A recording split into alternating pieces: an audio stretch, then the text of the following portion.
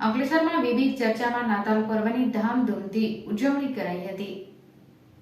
અંકલેશ્વરના ખ્રિસ્તી સમુદાય દ્વારા વિવિધ ચર્ચમાં નાતાલ પર્વની ધામધૂમથી ઉજવણી કરી પ્રાર્થના, ભજન તેમજ ઈસુના વચનની વહેંચણી કરી એકબીજાને નાતાલ પર્વની શુભકામનાઓ પાઠવી હતી। વિશ્વભરમાં નાતાલની ઉજવણી વિવિધ સ્વરૂપે કરવામાં આવે છે,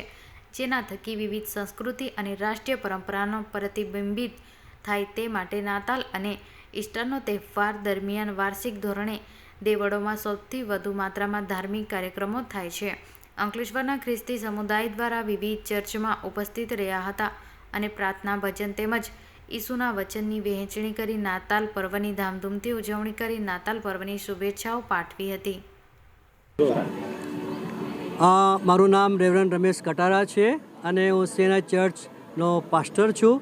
અને આજે ઈસુ ખ્રિસ્તનો જન્મદિવસ છે, તેથી અમે ખૂબ જ ખુશી અને આનંદિત છીએ અને આજે અમે આનંદથી નાતાલનો પર્વ ઉજવીએ છીએ। નાતાલનો પર્વ એ તો ઈશ્વર પુત્રનો જન્મદિવસ છે, જે સમગ્ર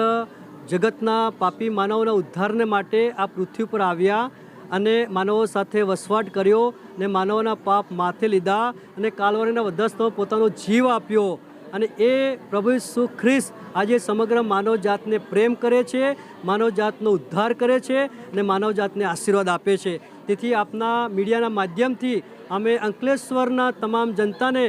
સીએનઆઈ અંકલેશ્વર મંડળ તરફથી નાતાલની પ્રેમી સલામ પાઠવીએ છીએ અને અમે શુભેચ્છા પાઠવીએ છીએ કે આ 2023મી નાતાલ આપ સર્વને માટે આનંદ, પ્રેમ, આનંદ, શાંતિ અને તાજગી, તંદુરસ્તી અને આશીર્વાદ લઈને આવશે, સફળતા લઈને આવશે, એવી અમારી શુભેચ્છાઓ અને પ્રાર્થનાઓ તમારી સાથે છે।